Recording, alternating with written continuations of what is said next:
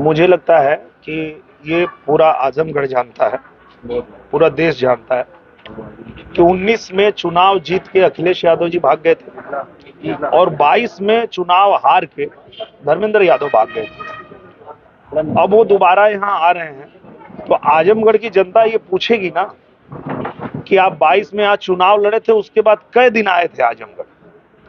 हम तो चुनाव 19 में आ रहे तो भी यहीं आजमगढ़ रह के जनता का काम कर रहे थे, आजमगढ़ का काम कर रहे थे। 22 में जीते तो भी जनता के बीच रह के काम कर रहे थे। तो धर्मेंद्र यादव को भी ये बात पता है कि यहाँ कुछ होने वाला नहीं है और 1% भी अगर जीतने की उम्मीद होती तो अखिलेश यादव खुद आए होते। उनको पता है ये सीट उनके हाथ से निकल चुकी है, इसलिए वो दोबारा फिर कोरम पूरा कर रहे हैं धर्मेंद्र यादव को भेज के।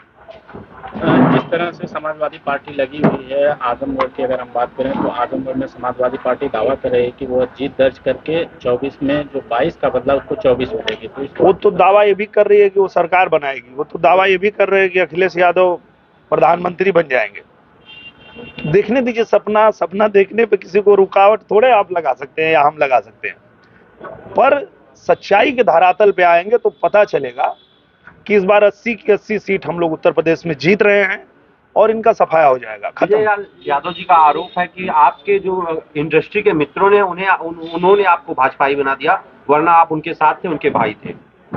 मैं तो कल भी उनका भाई था, आज भी उनका भाई, उनका चेला हूँ, वो मेरे गुरु हैं।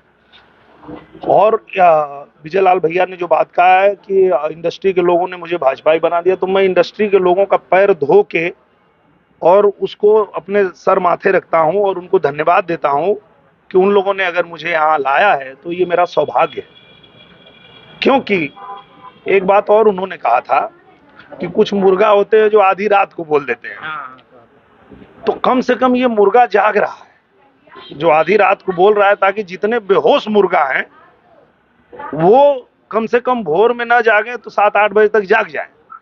क्योंकि ये ऐसे बेहोशी वाले मुर्गा हैं जो ये सोते रहते हैं और ऐसी बेहोशी में सो रहे हैं कि इनको पता ही नहीं चल रहा है कि जा कहां रहे हैं, इनको समझ ही नहीं है कि ये कर क्या रहे हैं। जब देश के प्रधानमंत्री नरेंद्र मोदी बनने वाले हैं तो आप लोग ये किस दिशा में जा रहे हैं, या आपको जो लोग भी भरमा रहे हैं, कुछ भी कह रहे हैं, तो उस चीज को लेके आप गलत दिशा में जा रहे हैं। जब पूरा देश नरेंद्र मोदी के साथ है तो हम लोग नरेंद्र मोदी के साथ हैं, बाकी बेहोश मुर्गा जो हैं वो बेहोश ही रहेंगे। सर, समाजवादी पार्टी कह रही है आप बेरोजगारी महंगाई के मुद्दों पर बात नहीं कर रहे हैं, केवल आप जनता को बुलाइए हम बात करते हैं, क्योंकि उनको उसी मुद्दे पे बात करना है जिसपे लोगों को भ्रमित कर सके। अब मैं आपको एक छोटी सी बात बताता हूँ। इस देश में टोटल जो सरकारी नौकरी है वो है 80 लाख।